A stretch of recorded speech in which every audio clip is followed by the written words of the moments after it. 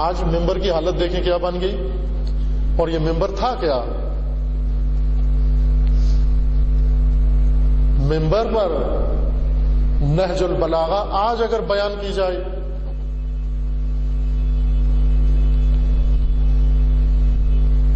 سنیے کبھی نہج البلاغہ اپنے ممبر سے؟ ماشاءاللہ بزرگ یہاں تشریف فرما ہیں، عرصہ دراز سے ممبر سنتے آئے ہیں، ممبروں کے اور اہل ممبر کے خطابات اور خطبات سنتے آئے ہیں۔ کتنی دفعہ ہمیں نہج البلاغہ سنایا گیا، کتنی دفعہ ہمیں نہج البلاغہ کے خطبے سنائے گئے۔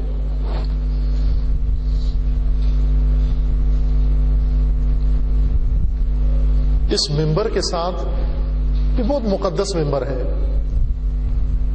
اس ممبر کے ساتھ دو ہی چیزیں جچتی ہیں، یا کلام خدا جچتا ہے یا کلام اولیاء خدا جچتا ہے۔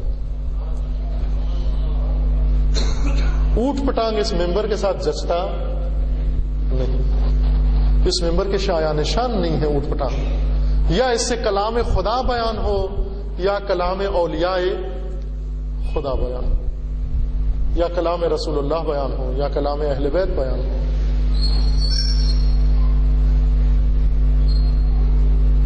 نہج البلاغہ بھی بہت مظلوم کتاب ہے، حتیٰ مدرسوں میں یہ شکوہ اپنے آپ سے کر رہا ہوں، یہ آپ کا شعبہ نہیں ہے، میرا شعبہ ہے۔ حتیٰ آپ دیکھ لیں، آپ کے اپنے مدارس میں چلے جائیں، کتنے مدرسے ہیں جن میں نہج البلاغہ کو درسی کتاب کے طور پر پڑھایا جاتا ہے؟ کتنے مدرسے؟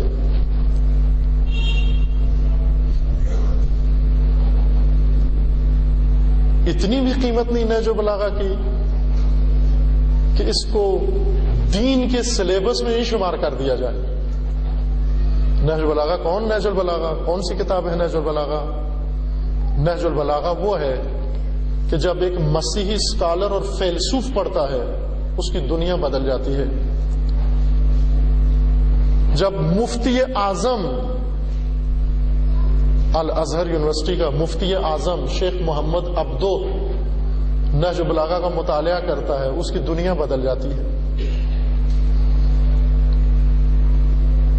اور وہ حسرت کرتا ہے کہ میں اتنی عمر بغیر نہج البلاغہ کے زندہ کیسے رہا۔ اس عمر کو ضائع سمجھتا ہے جو عمر نہج البلاغہ کے بغیر گزری ہے اس کی۔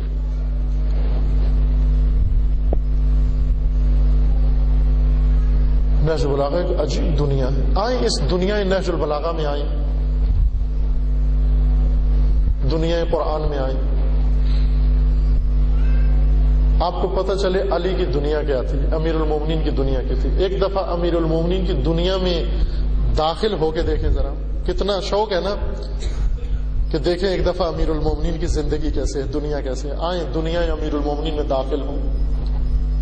نہج البلاغہ دنیا امیر المومنین ہے، دیکھیں اس کی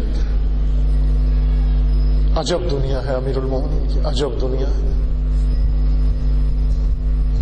بعض بہت بڑے دانشوروں نے نہج البلاغہ کو پڑھ کر حیران ہوئے، کہا کہ ایک عجیب دنیا، ایک مافوق کے تصور دنیا ہمارے سامنے کھلی ہے۔ یہ کیسی شخصیت تھی جو محراب عبادت میں اس قدر خاص خدا کی بارگاہ میں، جو میدان جنگ میں اس قدر شجاع ہے، جو تدبیر مملکت میں اس قدر دانا ہے، جو راہ خدا میں اس قدر راسخ، رؤوف، مہربان۔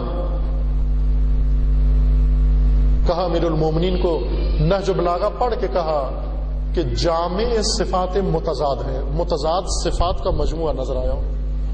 چونکہ آپ نے دیکھا ہوگا کثرت سے عبادتیں کرنے والے اتنے شجاع نہیں ہوتے، عرفاء شجاع نہیں ہوتے، اور بہت بہادر لوگ، جنگجو لوگ اتنے عبادت گزار نہیں ہوتے۔ لیکن نہج البلاغہ کی دنیا میں آئیں، آپ کو دنیا کا منفرد جنگجو، دنیا کا منفرد عبادت گزار بھی نظر آئے گا۔ امیر المومنین کی راتیں، امیر المومنین کے دن. ایک شخص آیا حضرت سیدہ کی خدمت میں، مدینہ میں آیا.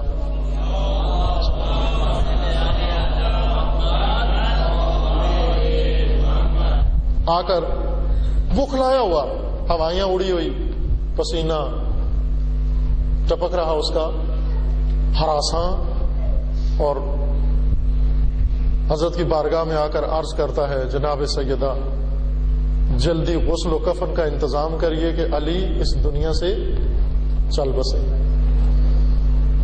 حضرت سیدہ پریشان نہیں ہوئی، ذرا ملال نہیں ہوا، کچھ بھی نہیں ہوا. ایک تبسم کے ساتھ اس سے پوچھا کیا دیکھا ہے، کیا ماجرا دیکھا ہے، لگتا ہے کچھ دیکھ کے آئے ہو. کہا جلدی کریے، اطلاع دیجیے سب کو کہ مولا اس دنیا سے چلے گئے. کہا کیا دیکھا؟ کہا میں نے دیکھا باہر مدینے کے باہر نخلستان میں رات کا منظر تھا، میں کسی وجہ سے وہاں گیا، میں نے دیکھا کہ کچھ آواز آ رہی ہے ایسی جیسے کوئی حالت دعا میں ہو، حالت گریہ ہو، راز و نیاز میں ہو. سرگوشیوں کی مجھے آواز آئی، میں دیکھا قریب کہ کون ہے. اس رات کی تاریکی میں، سناٹے میں، نخلستان میں دیکھا مولا ہیں، خدا کی بارگاہ میں مناجات میں مشغول ہیں، حالت نماز میں ہیں کہ ناگہان امیر المومنین کی زبان سے ایک چیخ نکلی اور پھر اس کے بعد زمین پر گر گئے. میں نے قریب جا کے دیکھا، مجھے یقین ہو گیا کہ اس دنیا سے چل بسے ہیں. توجہ فرمائیں، کس مولا کے ماننے والے ہو، کس مولا کی شب شہادت بیٹھے ہوئے ہو. شہید رمضان کی راتیں دیکھیے، شہید رمضان کی راتیں کیا ہیں. حضرت سیدہ نے کہا جا مومن، خدا تجھے خیر دے، تو نے آج علی کی رحلت دیکھی ہے، زہرا ہر رات علی کی رحلت دیکھتی. علی ہر رات رحلت کرتے. کہا تجھے کیا پتا، امیر المومنین جب بارگاہ خدا میں آتے ہیں، جب مصلی بندگی پر آتے ہیں، علی کا ناطہ غیر خدا سے کٹ جاتا ہے، غیر اللہ سے کٹ جاتا ہے. آؤ دنیا نہج البلاغہ میں آؤ، اپنے مولا کی دنیا میں آؤ، دیکھو کیا ہے. مجھ جیسوں سے آپ نے بہت کچھ سنا، تعریفیں سنی، فضائل سنے، کہانیاں سنی، قصے سنے، افسانے سنے. ایک دفعہ خود مولا سے سنو، کلام مولا سے سنو کیا فرماتے ہیں.